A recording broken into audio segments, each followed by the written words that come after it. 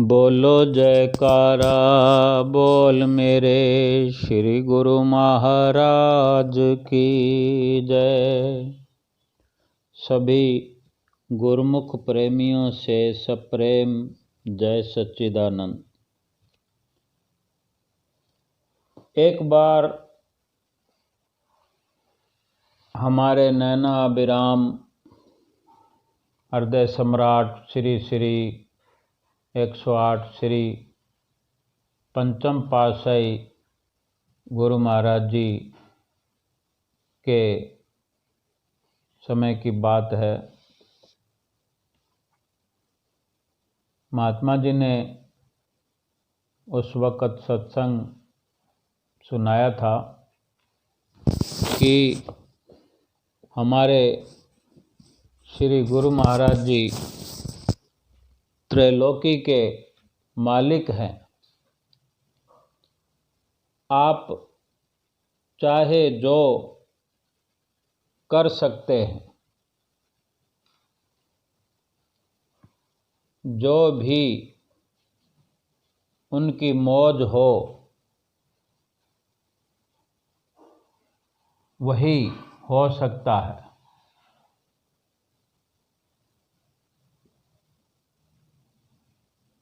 एक कार्य ऐसा है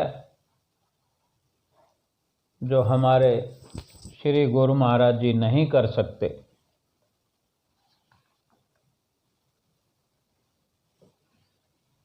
तो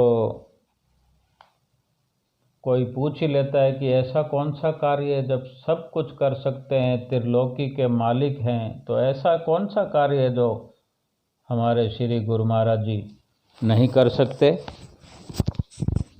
तो उन्होंने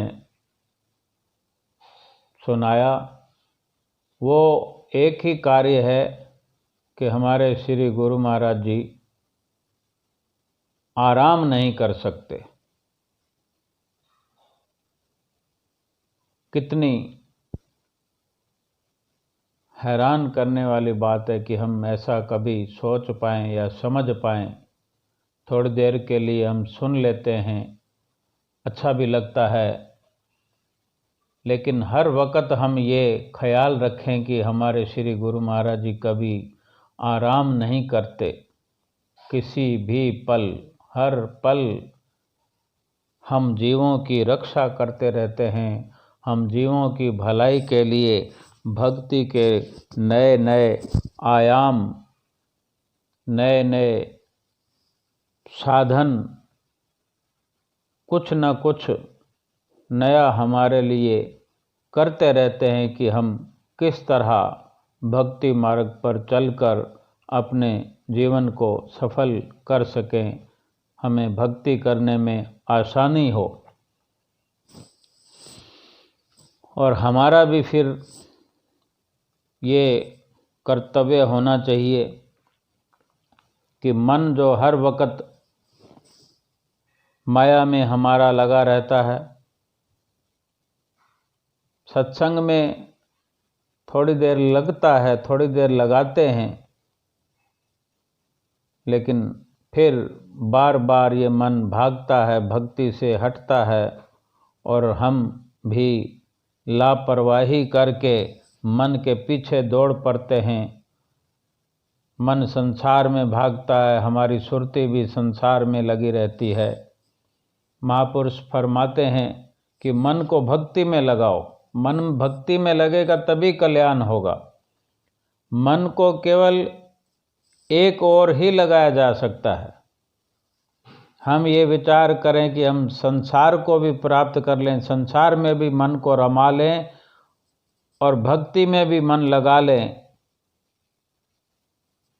लेकिन मन भक्ति में लगाएं या विषयों में, दोनों में से एक में ही लगाया जा सकता है परिपूर्ण तौर से। अब ये मनुष्य के यानी हम जीवों के अपने ऊपर निर्भर है कि हम मन को कहाँ लगाना चाहते हैं। जिस तरफ लगाना चाहें मन लग जाएगा। हम कहते हैं कि मन नहीं लगता, मन नहीं लगता, तो मन लगता है लेकिन हम लगाना चाहते नहीं। परंतु ये निश्चित है कि भक्ति या विषय विकार इनमें से जिस और भी अपने मन को लगाएंगे, फिर फल तो, असर तो और प्राप्ति तो उसी अनुसार ही होगी। मन को भक्ति में लगाएंगे तो भगवान मिलेंगे, और मन को संसार में लगाएंगे तो संसार मिलेगा। ऐसा तो फिर है नहीं, संसार तो किसी को मिला नहीं, लेकिन भगवान तो मिल जाएंगे। और फिर भगवान मिल गए तो फिर संसार कोई पीछे तो रहेगा नहीं, क्योंकि महापुरुषों ने फैसला दिया है। परम संत श्री कबीर साहब जी के वचन हैं, कबीर मन तो एक है, भावे जहाँ लगाए। भावे गुरु की भक्ति कर, भावे विषय कमाए। भावे विषय कमाए। कि ये जीव, तेरे पास केवल एक ही मन है, जो एक ही और पूरी तरह लग सकता है। इसे जहाँ चाहे लगा, चाहे सतगुरु की भक्ति में लगा, चाहे विषय विकारों में लगा, ये तो तेरे अपने ऊपर निर्भर है। परंतु ये याद रखने वाली बात है, आगाह करते हैं कि सचेत होकर विचार करके लगाओ कि जहाँ लगाओगे फिर असर उसी तरह मिलेगा, नफ़ा या नुकसान उसी तरह का होगा कि हम क्या करने जा रहे हैं। ये जीवन भी सुख और आनंदपूर्वक तथा शांतिपूर्वक व्यतीत करना चाहते हैं तो मन को भक्ति में लगाना पड़ेगा। जन्म मरण के चक्कर, नीच योनियों, दुखों, कष्टों से सदा सर्वदा के लिए छुटकारा मिल जाएगा अगर भक्ति में लगाएंगे। और इसके उलट जिस तरह दुनिया भागती फिरती है भोगों की ओर, मनोवृत्ति का जिसका झुकाव होता है, मन लगता है विषय विकारों में, फिर कुपरिणाम भी भुगतना पड़ेगा। कुपरिणाम स्वरूप क्या कि इस जीवन में सदैव दुख, अशांति, कल्पना आदि का शिकार होना पड़ेगा, और 84 के चक्कर में फंसकर जन्मों जन्मों तक दुख उठाने पड़ेंगे। क्या फ़ायदा हुआ? भक्ति में मन लगाने से लोक परलोक संवर जाएगा, कितना बड़ा लाभ है। जबकि विषयों में मन फंसाने से लोक परलोक बिगड़ जाएगा। बड़े बड़े उदाहरण हैं। रावण और विभीषण भाई भाई थे। विभीषण ने भक्ति का मार्ग चुना और विषयों से किनारा करके भक्ति में अपना मन लगाया, प्रभु चरणों से चित्त जोड़ा। क्या नतीजा हुआ? दोनों लोग संवर गए। लंका कहीं चली थोड़ी गई थी, लंका तो मुफ्त में मिली, राम की कृपा से मिली। और रावण ने भक्ति से मुंह मोड़कर, अहंकार में फंसकर, विषय विकारों में फंसकर अपना लोक परलोक बिगाड़ लिया। लंका भी चली गई, ये शरीर भी चला गया, सब कुछ सर्वनाश हो गया। हमारे महापुरुष श्री सद्गुरुदाता दीनदयाल जी महाराज जी हर वक्त इसलिए आराम नहीं करते कि वो हमें आराम देना चाहते हैं। हमारे आराम के लिए वो अपना आराम छोड़कर हर वक्त हमारे लिए सोचते रहते हैं कि हमें कहीं किसी वक्त किसी पल भी दुख ना पहुँचे। एक बार की बात है कि पंचम पातशाही गुरु महाराज जी के समय में एक बार हावड़ा में श्री गुरु महाराज जी ने कृपा फरमाई। पंचम पातशाही गुरु महाराज जी ने हावड़ा में आश्रम प्रीतिधाम आश्रम में कृपा फरमाई। तो वहाँ पर जैसे दर्शन खुले हुए थे, संगत मत्था टेक रही थी। आप सब गुरुमुख जानते ही हैं कैसा वो आलम होता है जब श्री दर्शन खुले होते हैं। श्री गुरु महाराज जी ऊँचे सिंहासन पर विराजमान होते हैं और कैसे रोशनाई होती है, प्रकाश ही प्रकाश होता है, और कैसे हम अपने आप को देखते हैं कि कहाँ आ गए हैं, कहाँ बैठे हैं। हमें घर बार की और सब विषय विकारों की, कुछ भी संसार की शुद्ध बुद्ध भी नहीं रहती। और इस तरह ही हम हर वक्त इस तरह का विचार करें तो कितना अच्छा हो कि हर वक्त हमें श्री गुरु महाराज जी नज़र आते रहें। तो उस वक़्त जैसे संगत मत्था टेक रही तो एक प्रेमी भगत जैसे मत्था टेकने आए आगे, तो मत्था टेकने के वक्त श्री गुरु महाराज जी के सन्मुख हो उस भगत जी ने विनती की कि स्वामी जी, आपने श्री आनंदपुर से चलकर अनेकों जगह कृपा फरमाते हुए यहाँ हावड़ा में कृपा फरमाई है। क्योंकि श्री गुरु महाराज जी जब आनंदपुर से चलते हैं या प्रयाग धाम से चलते हैं तो अनंतपुर से प्रयाग धाम जाते हैं, तो बीच में कितने ही आश्रमों पर, कितने ही शहरों में रुक रुक कर और कितने ही गुरुमुख प्रेमियों को, संगतों को निहाल करते हुए प्रयाग धाम और प्रयाग धाम से चलकर अनंतपुर जाते हैं। तो कितने ही आश्रमों पर, रास्ते में, नई नई जगह पर, और जहाँ नित्य प्रति जाते हैं वहाँ तो जाते ही हैं। इसी तरह का श्री गुरु महाराज जी का सबको चिताने का कार्यक्रम रहता ही है। तो वो भगत जी जैसे जानते थे कि अभी श्री गुरु महाराज जी श्री आनंदपुर से चले हैं, वहाँ गए थे, वहाँ गए, तो वो सब वर्णन करते हुए अपनी हार्दिक इच्छा प्रकट कर रहा है कि आप श्री आनंदपुर से चलकर अनेकों जगह कृपा फरमाते हुए यहाँ हावड़ा में कृपा फरमाई है। बहुत समय हो गया है, अब यहाँ भी बहुत संगत है।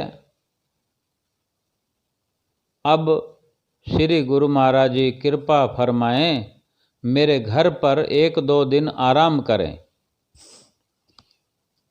कितना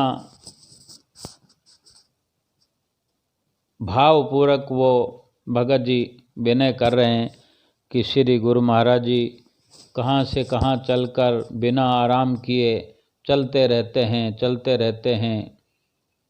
तो वो अपनी भावना प्रकट कर रहा है। श्री गुरु महाराज जी ने क्या प्रवचन फरमाए कि हम यहाँ पर आराम करने के लिए नहीं आए हैं, हम तो आप सबको आराम देने के लिए आए हैं। फिर श्री गुरु महाराज जी ने मुस्कुराते हुए फरमाया कि तुमने इतना सिमरन किया है, इतना नाम जपा है कि हम हावड़ा प्रीतिधाम आश्रम में आ पहुँचे हैं। थोड़ा और सुमरन करोगे तो आपके घर तो क्या, आपके घट में भी आ जाएंगे।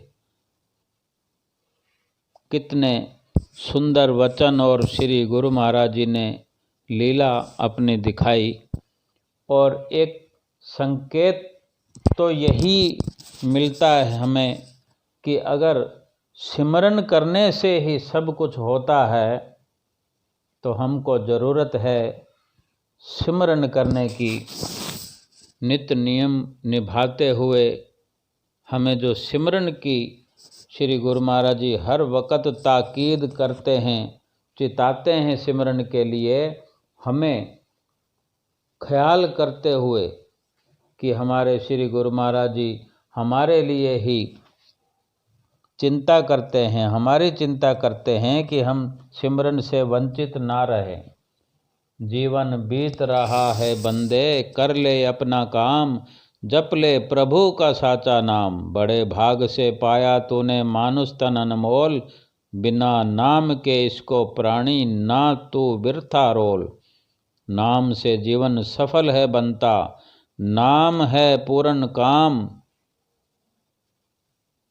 जप ले नाम तू सुबह शाम, जीवन बीत रहा है बंदे, कर ले अपना काम, जप ले प्रभु का साचा नाम। महापुरुषों की सभी वाणियाँ, सभी सद्ग्रंथ शास्त्र केवल नाम का ही, नाम जपने का ही संदेश देते हैं, चिताते हैं कि ये समय यूं ही नहीं मिला गंवाने के लिए, ये गनीमत मौका मिला है प्रभु को पाने के लिए। ये अगर लापरवाही में समय निकल गया तो हम कोई इतने अनजान थोड़ी हैं। फिर पछतावा करने के सिवा क्या हाथ आएगा। पछतावा करने से हमको बचना है। महापुरुषों ने हमारे लिए जब इतना कष्ट सहन कर, हम सब जानते हैं, सब के सब जानते हैं कि महापुरुष हमारे लिए तन पर कष्ट सहन करके हमें रात और दिन चिता रहे हैं और धराधाम पर आते इसीलिए, हम जीवों को सुखी बनाने के लिए। फिर कुछ और समझने की क्या ज़रूरत है। हम सब समझते हैं, हम लापरवाही करते हैं, गफलत करते हैं। उस गफलत से हमें आगाह करते हैं, उस गफलत से हमको आगाह होना है। लापरवाही से, उस मायावी नींद से जागना है और जाग करके सत और असत का अपने हिसाब से समझकर, सोचकर, मन को भक्ति में लगाकर और भक्ति के रास्ते पर चलकर, संसार के साथ रहते हुए, संसार में बरतते हुए, बाल बच्चों का लालन पालन करते हुए, भक्ति का जो गनीमत मौका मिला है श्री गुरु महाराज जी की कृपा से, वो हर पल याद रखते हुए और हर पल भक्ति का ख्याल मन में बसाते हुए, श्री गुरु महाराज जी को याद करते हुए, उठते बैठते, खाते पीते, सोते हुए, दुख और काम धंधा व्यवहार सब करते हुए, कर से कर्म करो विधि नाना, मन में राखो सतगुरु कृपा निधाना। बोलो जयकारा बोल मेरे श्री गुरु महाराज की जय।